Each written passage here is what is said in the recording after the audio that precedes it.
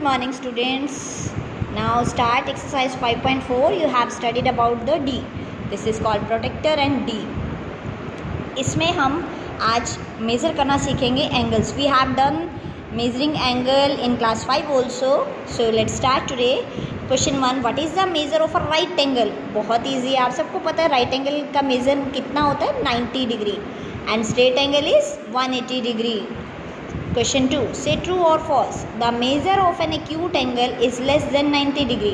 आपको बताना कि ये क्या स्टेटमेंट ट्रू है या फॉल्स है. अगर acute angle is the acute angle less than 90 degree? Yes, it is true. The measure of an obtuse angle is less than 90 degree. 90 degree से जो छोटे एंगल होते हैं obtuse एंगल होते हैं. No, it's false. The measure of a reflex angle is greater than 180. Yes, ma'am ने बताया था आपको 180 डिग्री एंगल जो होता है वो स्ट्रेट एंगल होता है, लेकिन स्ट्रेट एंगल से जब नीचे रे स्टार्ट हो जाती है तो रिफ्लेक्स एंगल हो जाता है बेटा. It is greater then 180, so it's true.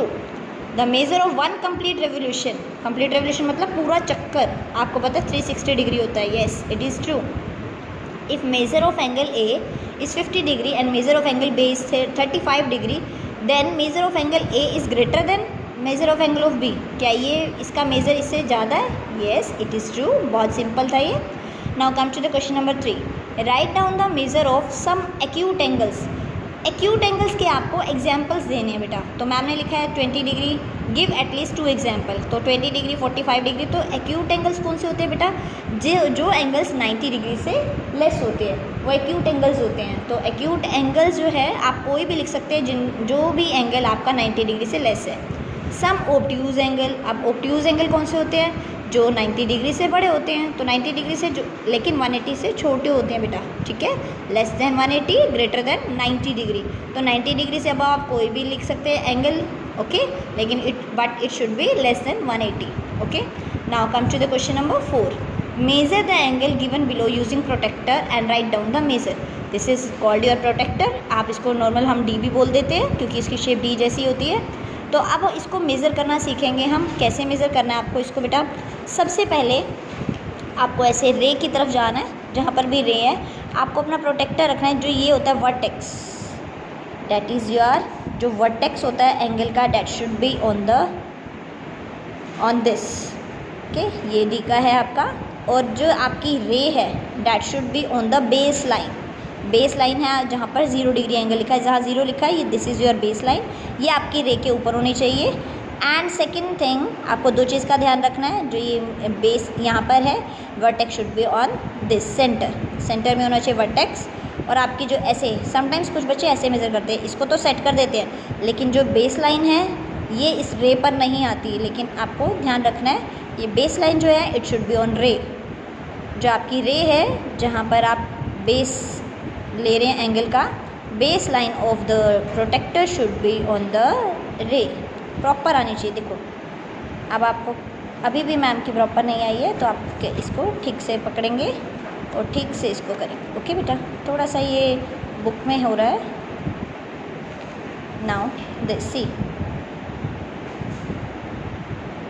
अब आपकी रे दिखाई दे रही है, आपको एरो दिखाई दे रहा है ना. तो आपको क्या करना है, इसको ऐसे सेट करना है. Now measure it. अब आप मेज़र करेंगे कि कितने डिग्री का एंगल आया. It is 45 degree angle. Now see, इसमें देखते हैं हम.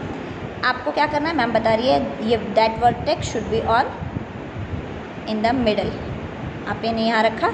अब जो रे है देखो एग्जैक्टली आपकी बेस लाइन के ऊपर आई है. ऐसे नहीं है, ऐसे नहीं है. रे आपकी कहीं हो रहा है, बेस लाइन कहीं हो रहा है. तो आपको इसको सीधा करना है, इसको बिल्कुल बीच में यहाँ सेट करना है और ऐसे.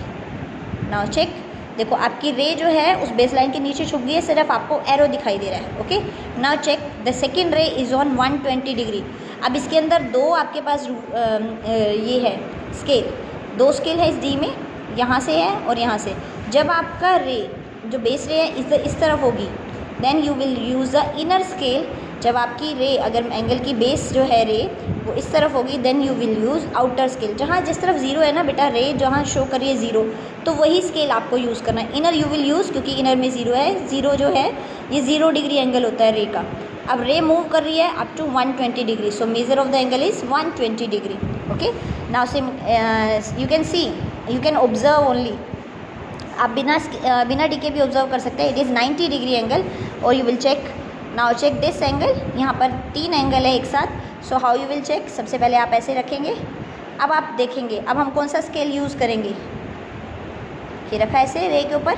नाउ एरो हमारा, रे हमारी इस तरफ है, 0 डिग्री हमारा इस तरफ है, तो we will use outer scale. अब हम आउटर स्केल यूज़ करके बताएंगे कि कितने डिग्री का एंगल है। Okay, now this is the angle of, आप देख सकते हैं ये कौन सा एंगल है, this is the angle of, it is not 120। सब बच्चे बोल देंगे this is 120, no, we are using outer scale. तो आउटर स्केल पे लिखा हुआ है 60 degree, so this angle is 60 degree. इस एंगल को मेज़र करेंगे अब हम। ये एंगल में भी क्या आपकी रे किस तरफ आ रही है, इस तरफ लेफ्ट हैंड साइड पे, और लेफ्ट हैंड साइड की तरफ 0 है हमारा आउटर स्केल पे। This is your 90 degree angle.